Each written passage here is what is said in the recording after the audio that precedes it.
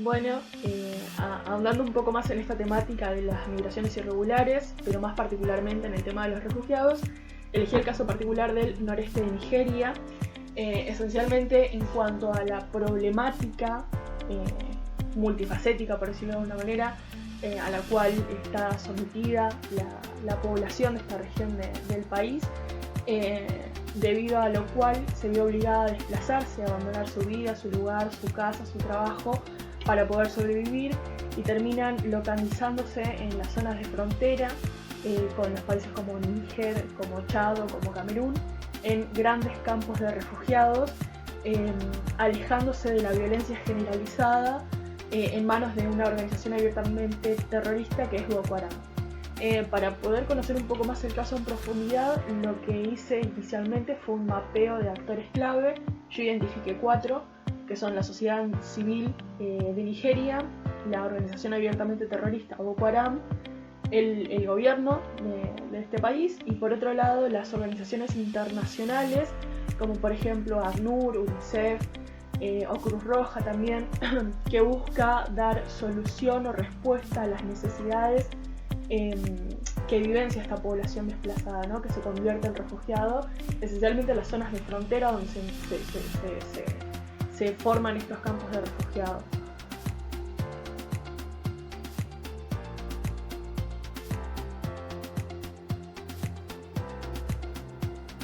Buenos días a todos, espero que se encuentren bien. En la clase de hoy continuaremos abordando el tema del crecimiento poblacional a través del crecimiento migratorio.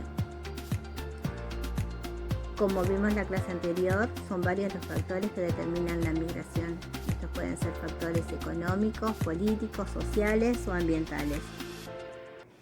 Dentro de las características que tiene la migración, habíamos encontrado que según la escala pueden ser internas o pueden ser internacionales, según el tiempo pueden ser temporales o definitivas, y según la libertad pueden ser irregulares o regulares, y según las circunstancias pueden ser voluntarias o forzosas.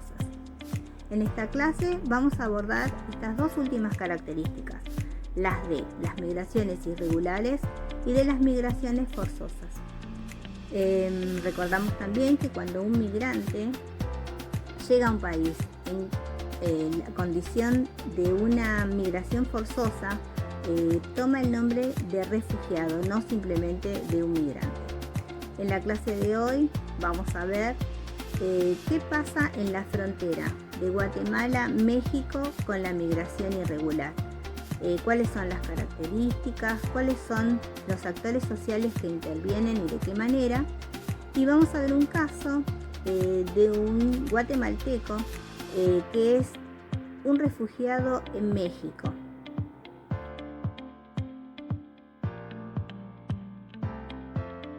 Migraciones senegalesas hacia Argentina. A partir de los 90 se registran las primeras migraciones, produciendo un aumento increíble en 2008. Mayoritariamente son varones entre 25 y 40 años. Algunos casados viajan solos dejando sus familias en Senegal. La gran mayoría entra al país desde Brasil. En Brasil está la embajada, por lo tanto pueden obtener la visa y ingresan al país como turistas a través de los principales aeropuertos. Una vez llegados, se trasladan por vía terrestre hasta San Pablo y de ahí hasta la ciudad de Buenos Aires. Este paso a través de la frontera Brasil-Argentina es irregular, por lo tanto los inmigrantes no tienen una documentación legal de su ingreso al país, con lo cual no pueden realizar un trámite de obtención de la documentación legal en Argentina, una vez denegada la solicitud de refugio.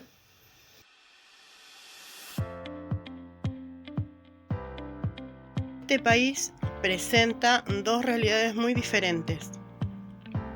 Por un lado, posee una riqueza de recursos naturales muy fértil y una reserva de recursos minerales importante. Esta riqueza de recursos naturales fue la que llevó a grupos armados internos a enfrentamientos para lograr manejar estas explotaciones mineras. En este lugar se explotan el oro, el zinc, el petróleo, el carbón, los diamantes y un mineral que se llama coltán, que es utilizado para los productos móviles y celulares. Estos grupos armados arrasaron con pueblos, con lugares, arrasaron con todas las poblaciones. Se enfrentaron muy duramente entre 1998 y el 2003 por este producto ya mencionado, el coltán, y las personas empezaron a pasar, los pobladores empezaron a pasar hambre, cosechas enteras eran devastadas. Eso provocó hambruna, que la gente, alrededor de 5 millones de habitantes, emprendieran un desplazamiento forzoso.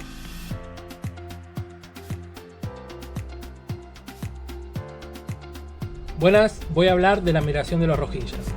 Los rohingyas son una minoría étnica musulmana que viven en Myanmar, un país que se encuentra en el sudeste asiático. Este país no considera a los rohingyas como parte de su nación, por lo que a lo largo de la historia han iniciado una persecución contra ellos, expulsándolos por tratarlos de inmigrantes ilegales. Desde 1970, los rohingya han estado escapando de la quema de sus ciudades, de sus pueblos, de las violaciones, de los trabajos forzados y escapando de la muerte. En 2017 se dio la última gran migración. 700.000 rohingyas huyeron de lo que se considera la persecución por discriminación racial y religiosa más grande de la historia. Hoy en día la mayoría se ubica en el campamento de Kutupalong, en Bangladesh, a la espera de poder volver a su hogar.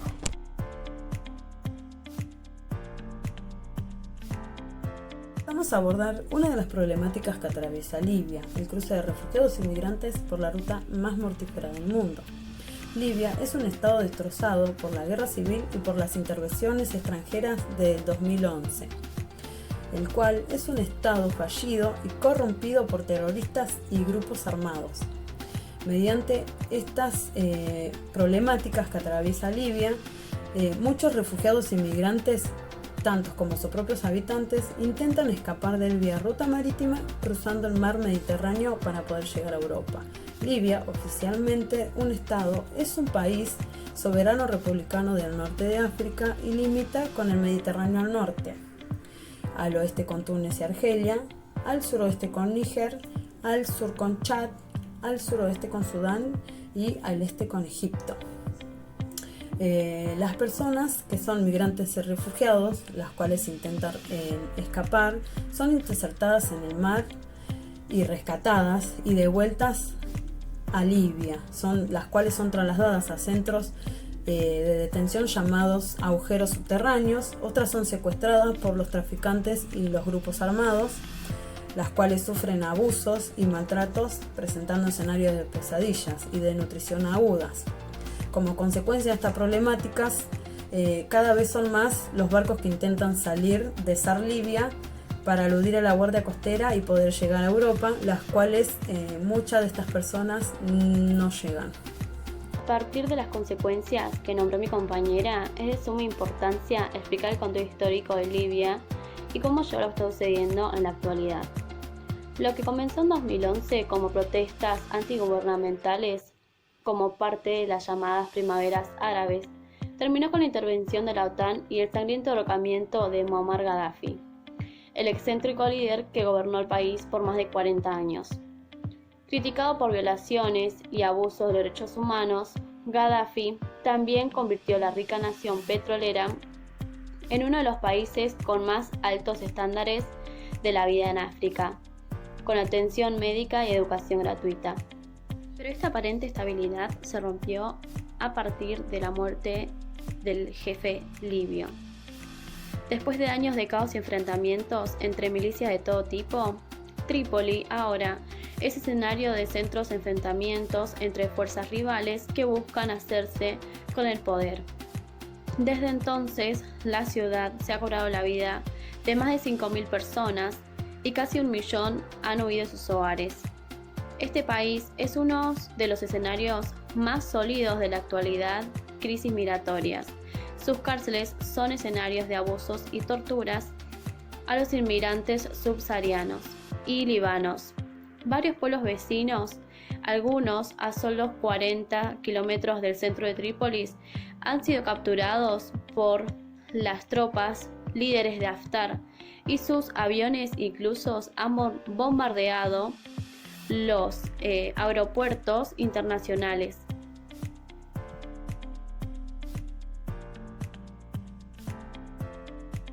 Mi nombre es Mariana Mancilla y el tema que vamos a ver hoy va a ser las migraciones irregulares.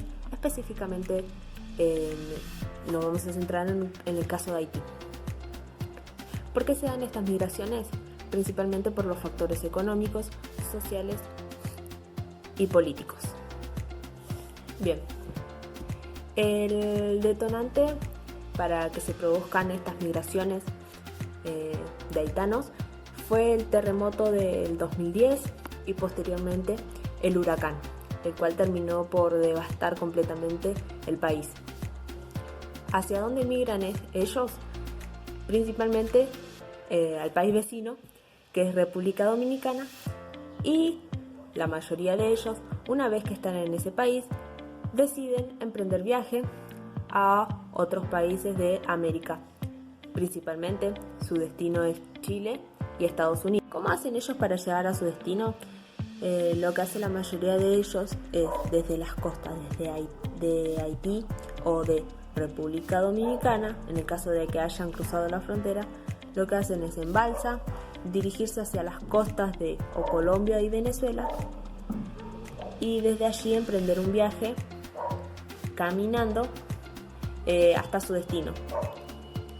Los que tienen la posibilidad económica de pagarse un boleto de avión lo hacen con destino a Brasil y de Brasil emprenden sí ahí el viaje caminando.